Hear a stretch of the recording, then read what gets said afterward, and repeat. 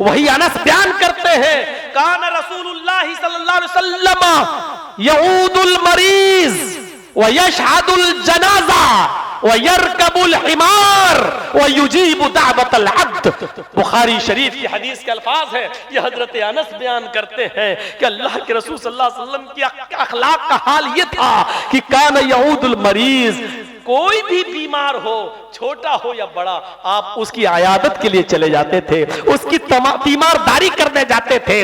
और सिर्फ ये नहीं कि वो मुसलमान हो, अल्लाह के रसूल यहूदी और ईसाई और मजूसी की भी आयादत करने जाते थे।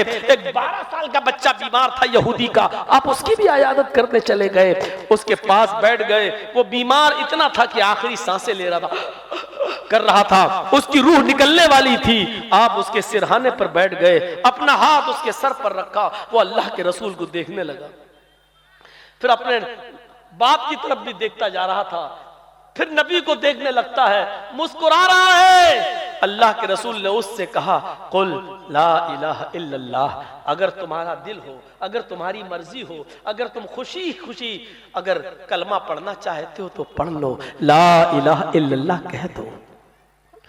उसका दिल पहले से नबी की तरफ था, लेकिन वो अपने बाप और अपनी मां की वजह से और खानदान की वजह से वो 12 साल का बच्चा इस्लाम नहीं कबूल कर सका। आज मौत के मुंह में है, आखिरी सांसें ले रहा है, अल्लाह के नबी उसके सिरहाने बैठे हैं और कह रहे हैं कि अगर तुम्हारी मर्जी हो और खुशी खुशी पढ़ना चाहते हो तो पढ़ दो।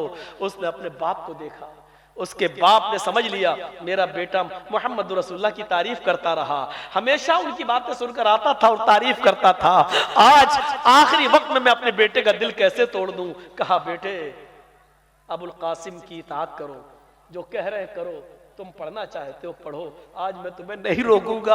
बच्चा खुशी में कलमा पढ़ता है, अशहदु अल्ला इलाहा इल्लल्लाह व अन्ना मुहम्मदन अब्दुहु व रसूलुहु, और ये कलमा पढ़ते ही उसका इंतकाल हो जाता है, उस बच्चे की रूह निकल जाती है। अल्लाह के रसूल सल्लल्लाहु अलैहि वसल्लम की आंखों में आंसू आते हैं, फरते मोहब्बत में आंसू आ गए और खड़े होकर कहते लगे, अल्हम्दुलिल्लाहिल्लज़ी अनक़ज़हु मिनन नार, तमाम तारीफें उस अल्लाह के लिए है जिसने आखिरी वक्त में इस बच्चे को जहन्नम की आग से बचा लिया है, जिसने जहन्नम से नजात अता फरमाई। यानी तौहीद पर मरने के, इसके कलमे पर इसकी मौत हुई आखिरी वक्त में। तो आपका की हालत ये थी कि आप यहूदी और ईसाइयों के भी जनाजे में आप उनकी भी आयादत करते थे। तकब्बुर नहीं था।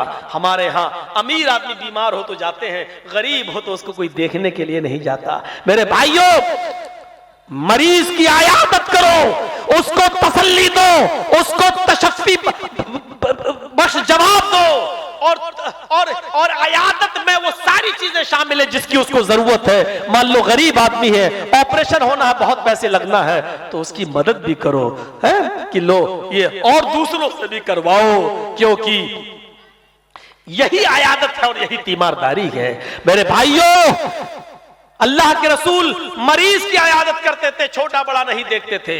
वह यशहदुल जनाजा, और जनाजे में भी शिरकत करने जाते थे। किसी का भी जनाजा हो आप उसमें शिरकत करते थे। यहां तक कि एक यहूदी का जनाजा आ रहा है, अल्लाह के नबी साहबा के साथ बैठे हैं, यहूदी का जनाजा आया, आप उसको देखकर खड़े हो गए।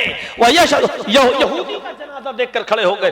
पूछा गया उसके जनाजे के गुजरने के बाद, अरे अल्लाह के रसूल, मरने वाला तो यहूदी था, आप उसको देखकर भी खड़े हो गए। अल्लाह के नबी ने फरमाया, मरने वाला कौन था ये मुझे ज्यादा अहमियत नहीं देता है, कौन मरा इससे मतलब नहीं, मैं तो ये जानता हूं कि मरने वाला इंसान था। हम इंसानियत के एहतराम में खड़े हुए हैं। उसके घर वालों को उसके मरने का गम है, हम उसके गम में शरीक हुए हैं। तो मेरे भाइयों, ये तालीम दी है मोहम्मद रसूलुल्लाह ने। गैर मुस्लिमों के जनाजे में शिरकत कर सकते हैं आप, उनके पीछे पीछे चल सकते हैं आप, लेकिन हाँ, अगर शमशान घाट जाने के बाद आप वहां भी जा सकते हैं, लेकिन अगर कोई ये कहे कि मुर्दे को आग लगाओ, आप अग्नि दे दो, तो ये काम आप नहीं कर सकते हैं, क्योंकि किसी को जलाने का हक अल्लाह ताला ने हमें और आपको नहीं दिया है। आप साफ तौर पे कह दीजिए, हमारे मजहब ने जिंदा हो या मुर्दा किसी को भी जलाने से मना किया है। सोचो, इस्लाम किसी दुश्मन को भी मैदान जंग में कोई काफिर अगर मर जाए और आपकी तलवार से कत्ल कर दिया जाए तो मरने के बाद उस काफिर को भी आग से जलाने का हुक्म नहीं दिया है। कहा कि किसी लाश का मुसला ना करो, मार दिया ठीक है, लेकिन मरने के बाद उसकी नाक काटो, उसका हाथ काटो, उसका पैर काटो, उसकी जबान बाहर निकालो या उसका भारी पत्थर से सर कुचलो, इससे मना किया है। फरमाया लाश का मुसला न करो, लाश की शक्ल मत बिगाड़ो। आज दुनिया में ऐसे हथियार इजाद हो चुके हैं कि जो अगर किसी इंसान पर गिर जाए तो उनकी शक्लें मस्क हो जाती हैं, जैसे रशिया यूक्रेन के ऊपर कर रहा है, हड्डियां तक का सुरमा बन जाता है। इस्लाम की नजर में ऐसे हथियार और ऐसे हथियार को इस्तेमाल करके मारना ये सब जुर्म है, जुर्म अजीम है मेरे भाइयों। लेकिन सुकून नहीं है, आज ऐसे हथियार इस्तेमाल हो चुके हैं, ऐसे हथियारों की का इजाद अमल में आ चुका है कि मेरे भाइयों कि मिनटों में नहीं सेकंडों में मेरे भाइयों किसी की हड्डियों तक को पीस कर रख दो, उसकी शक्ल तक बिगाड़ दो। इस्लाम ने शक्ल बिगाड़ने से भी मना किया है कि आप नहीं बिगाड़ सकते हैं। तो आप सबके जनाजे में भी शिरकत करते थे, बल्कि आपने दुश्मन अब्दुल्ला इब्ने उबई के जनाजे तक में शिरकत करने लगे। वो दुश्मन जिसने मोहम्मद रसूलुल्लाह को गाली दी, नबी की बीवी को पर जिना की तोहमत लगाई और कहा कि आयशा फला फला आदमी के साथ गलत ताल्लुकात उनसे कायम हुए। हजरत आयशा की बरात में पाक दामनी में अल्लाह ने सूरह नूर के अंदर 18 आयतों को नाजिल फरमाया।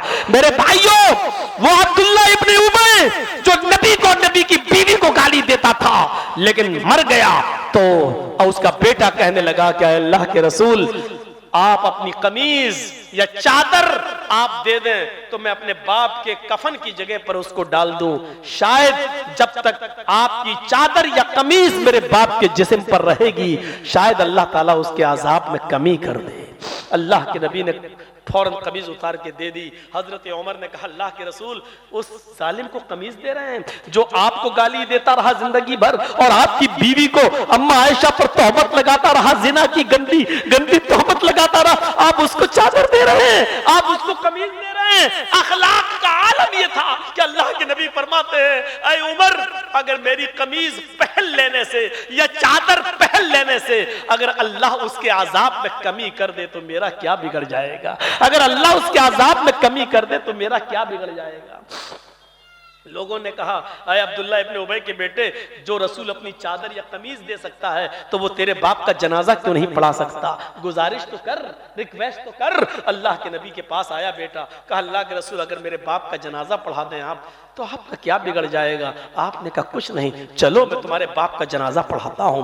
आप अल्लाह के नबी जैसे ही खड़े हुए, उमर फारूक ने पीछे से कमीज पकड़ के खींचा, नहीं मैं इसका जनाजा नहीं पढ़ाने दूंगा। और अल्लाह के रसूल जो जिंदगी भर आपको गाली देता रहा और आपकी बीवी पर जिना की तोहमत लगाता रहा, आज वो मर गया और आप उसका जनाजा पढ़ा रहे हैं, मैं नहीं पढ़ाने दूंगा। अल्लाह के नबी ने कहा उमर, मेरे दामन को पीछे से छोड़ दो, अगर मेरे जनाजे की नमाज पढ़ाने से अगर अल्लाह इसको बख्श देता है या इसका अजाब कम कर देता है तो मेरा क्या बिगड़ जाएगा? मर गया है, अब जिंदगी भर परेशान किया, अब मर गया है, अगर अल्लाह उसके अजाब में कमी कर दे तो मेरा क्या, मेरा कुछ नहीं बिगड़ेगा।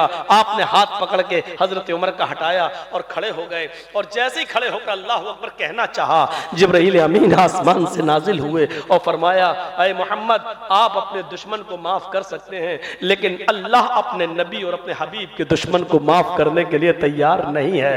अगर 70 मरतबा भी आप इसका जनाजा पढ़ेंगे तो अल्लाह इसको बख्शेगा नहीं और इसको माफ नहीं करेगा, आप हट जाइए। अल्लाह के रसूल फिर सहाबा की तरफ पलटते हैं और अब्दुल्ला इब्ने उबई के बेटे से कहते हैं, अरे अब्दुल्ला के बेटे, मैं तो तेरे बाप का जनाजा पढ़ाने के लिए तैयार था, आ भी गया था, उसके सामने भी खड़ा हो गया, लेकिन जिब्राइल अमीन ने आकर मुझे रोक दिया और फरमाया 70 मरतबा भी उसका जनाजा पढ़ोगे, उसके लिए दुआ करोगे, तब भी अल्लाह उसको माफ नहीं करेगा, इसलिए मैं हट गया। अगर मुझे मालूम हो कि 75 बार दुआ करने से अल्लाह बख्श देगा तो आज 75 बार भी मैं उसका जनाजा पढ़ा देता, लेकिन अल्लाह बख्शेगा, कोई फायदा नहीं। अल्लाह ने मुझे मना कर दिया इसका जनाजा पढ़ाने से, मैं हट रहा हूँ। मेरे भाइयों, ये नबी का अखलाक था, ये नबी का किरदार था, वो तो अल्लाह ने मना कर दिया, वरना अल्लाह के रसूल तो जा चुके